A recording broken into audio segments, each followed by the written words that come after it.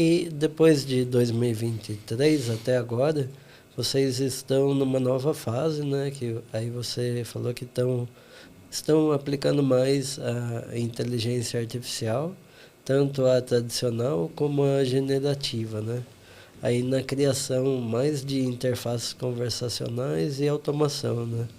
E como está sendo essa nova fase? Como estão sendo os projetos? Você falou que já começou a fazer projeto desde 2023, quando nasceu o ChatGPT, né? Aham, Como aham. está sendo essa fase?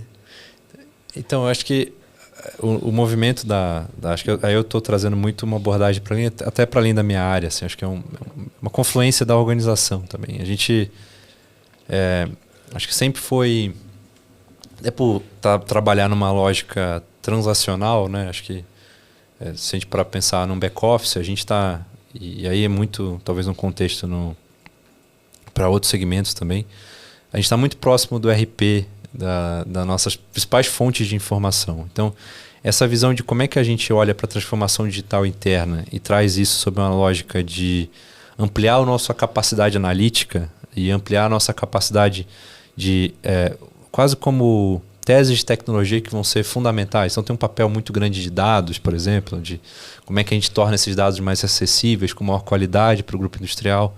Mas, dentro disso, também tinha um capítulo de toda essa visão de tecnologias emergentes, como é que a gente olha para teses tecnológicas que seriam fundamentais também para ampliar a qualidade dos nossos serviços, né? E uma delas, claro, dentro de todo esse ponto que eu comentei de 2020 a 2023, que a gente falou muito de Corporate Venture Building, tinha vários desses produtos que eram encapsulados em torno de algoritmos desenvolvidos internamente para as áreas de P&D, Data Science. Então, a gente via monitorando essa visão de essa pauta de inteligência artificial, até, né, não só a generativa. E aí, em 22 ali, final de 22 para 23, com o lançamento do GPT, a gente viu uma oportunidade, porque tudo que a gente havia trabalhado até o momento era de entender sobre teses de novos negócios, entender sobre novos produtos digitais.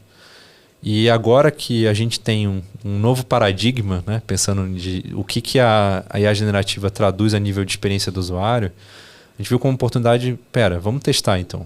Agora é o momento para a gente poder amplificar e avaliar possíveis pilotos dentro da organização. E logo em 23, assim, acho que foi logo no primeiro semestre, acho que no segundo semestre também a gente lançou 2 produtos digitais internos, ainda em 23, que eram operados em torno da IA generativa.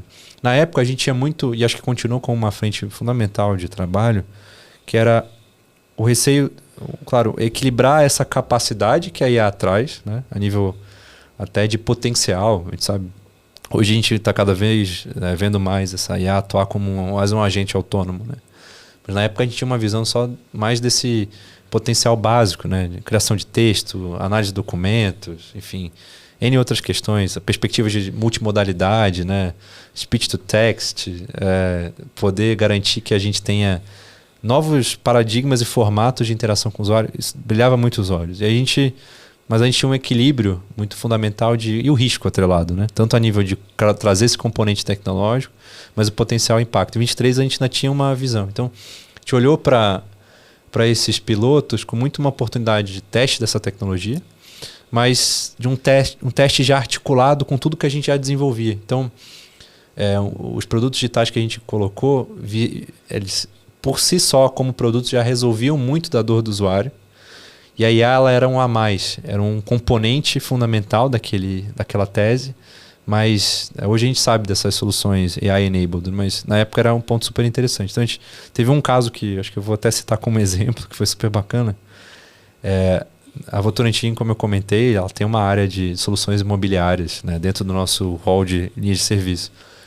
E acho que todo esse trabalho da Votorantim a nível de olhar de uma forma estratégica para a perspectiva de real estate, uma visão imobiliária é fundamental.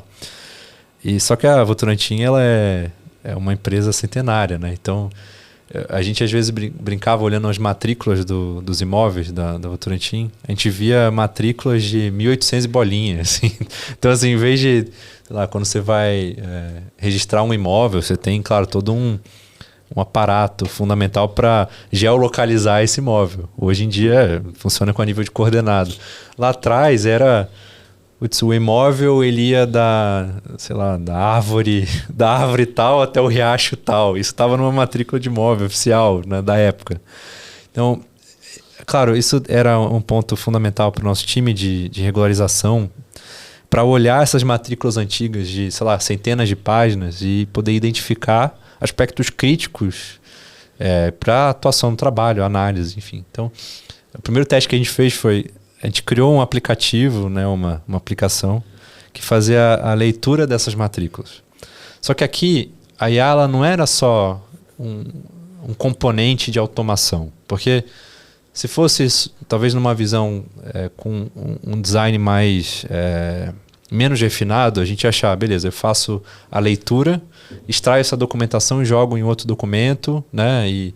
Enfim, resolva a dor do usuário. Ou, ele quer saber informação tal. Beleza, eu trago essa informação. Mas muito do que a gente viu na época até foi... Como é que eu, em vez de eu olhar só como um elemento de automação, eu vejo a IA como esse assistente, esse apoio assistido nessas interfaces para o usuário final.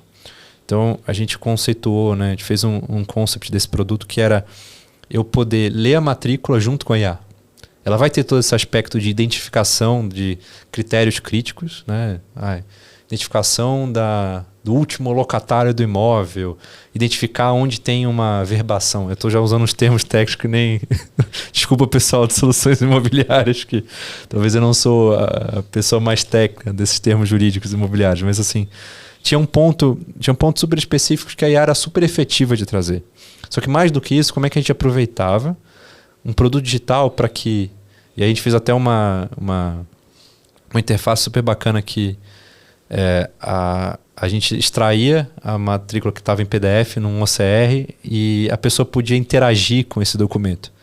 Então, para ver onde a IA sinalizou um ponto crítico, aonde ela poderia até ter um comentário. Na época a gente ainda não tinha um prompt aberto para o usuário, mas a gente já estava exercitando aspectos de esse grau de autonomia com segurança, com a IA generativa, pensando na interface do usuário. Então, acho que